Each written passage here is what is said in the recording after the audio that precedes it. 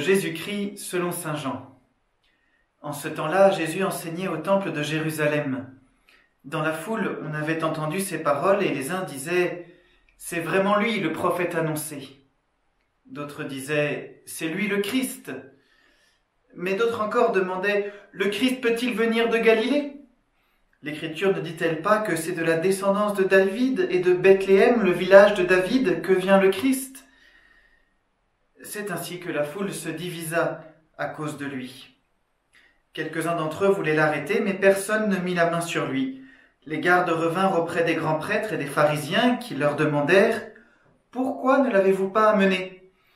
Les gardes répondirent « Jamais un homme n'a parlé de la sorte. » Les pharisiens leur répliquèrent « Alors, vous aussi, vous vous êtes laissé égarer ? Parmi les chefs du peuple et les pharisiens, y en a-t-il un seul qui ait cru en lui ? Quant à cette foule qui ne sait rien de la loi, ce sont des maudits. » Nicodème, l'un d'entre eux, celui qui était allé précédemment trouver Jésus, leur dit « Notre loi permet-elle de juger un homme sans l'entendre d'abord pour savoir ce qu'il a fait ?» Ils lui répondirent « Serais-tu toi aussi de Galilée ? Cherche bien, et tu verras que jamais aucun prophète ne surgit de Galilée. » Puis ils s'en allèrent chacun chez soi. Acclamons la parole de Dieu.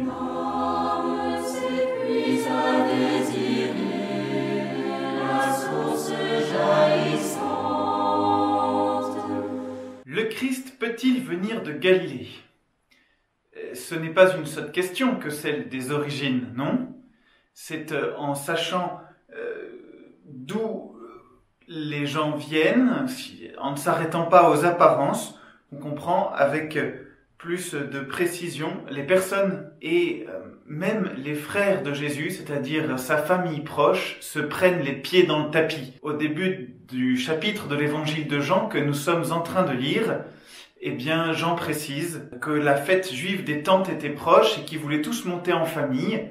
Alors les frères de Jésus, là, sa famille, disent « Ne reste pas ici, va en Judée pour que tes disciples aussi voient les œuvres que tu fais. On n'agit pas en secret quand on veut être un personnage public. Puisque tu fais de telles choses, il faut te manifester au monde. » Et précise saint Jean, en effet, les frères de Jésus eux-mêmes ne croyaient pas en lui. Mais Jésus, lui, dit que son temps n'est pas encore accompli et il demeure en Galilée. Vous voyez, les frères de Jésus, ils aimeraient que le Gugus, là, de la famille, le brillant de la famille, il montre les muscles et il montre que à toute la Judée, leur famille, elle vaut la peine, que ce sont des gens bien. Ils ont sans doute dans la tête l'idée d'un Messie très temporel. Ils savent bien, eux, répondre à la question, à l'objection. L'Écriture ne dit-elle pas que c'est de la descendance de David et de Bethléem, le village de David, que vient le Christ ?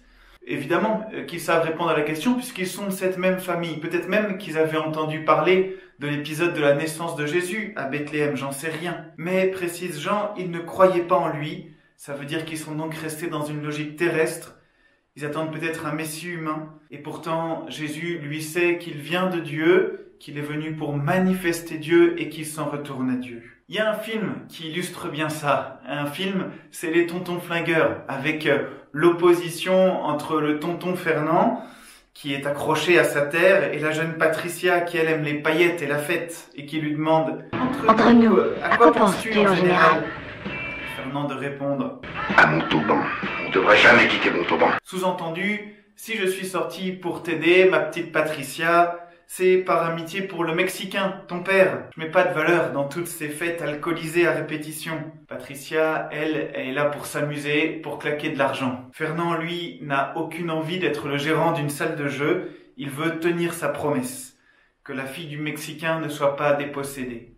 Eh bien, Jésus est sorti par amour pour son père et pour les hommes. Il voudrait que la fille de Sion ne soit pas dépossédée de son héritage, de la promesse qui a été faite à ses pères. Revenons à notre évangile de saint Jean. Le Nicodème de notre passage, celui qui demande « Notre loi permet-elle de juger un homme sans l'entendre d'abord pour savoir ce qu'il a fait ?» et qui, entre parenthèses, fait bien partie des chefs du peuple. Eh bien lui, il a bien compris d'où venait Jésus. Au début de l'évangile selon saint Jean, quelques chapitres plus tôt donc que celui qu'on est en train de lire, il vient voir Jésus de nuit et il lui dit « Rabbi, Nous le savons, c'est de la part de Dieu que tu es venu comme un maître qui enseigne, car personne ne peut accomplir les signes que toi tu accomplis si Dieu n'est pas avec lui. Il a reconnu que Jésus vient de Dieu et s'en va vers Dieu.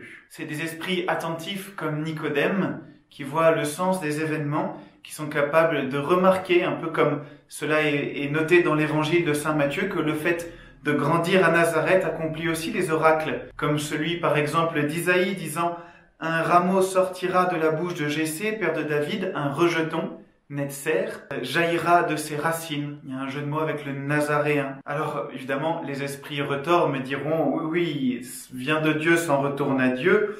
Les connaisseurs me diront dans les tontons flingueurs, eh bien c'est Raoul Wolfoni, alors qui a raison au final, lorsqu'il dit, tout en attachant de la dynamite au démarreur de la voiture de Fernand. Alors, il dort le gros c***.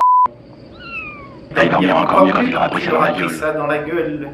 Il entendra chanter les anges, le gugus de Montauban. Je vais le renvoyer tout droit à la maison mère, au terminus des prétentieux.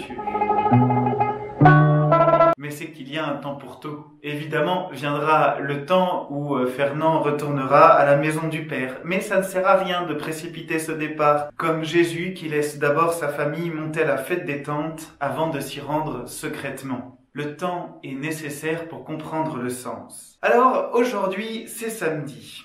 Normalement, les parents ne partent pas travailler. C'est un bon jour pour retrouver les racines de leur amour. Et il va falloir leur laisser le temps. Le défi des enfants pour aujourd'hui, c'est donc aider assez pour que les parents aient au moins 1 heure gratuite à eux, pour se redire l'essentiel, le sens de ce qu'ils vivent, pour prier ensemble. Entre parenthèses, si vous vivez tout seul, vous pouvez faire cet effort devant Dieu avec votre conscience. Et la contrepartie pour les enfants, c'est quoi?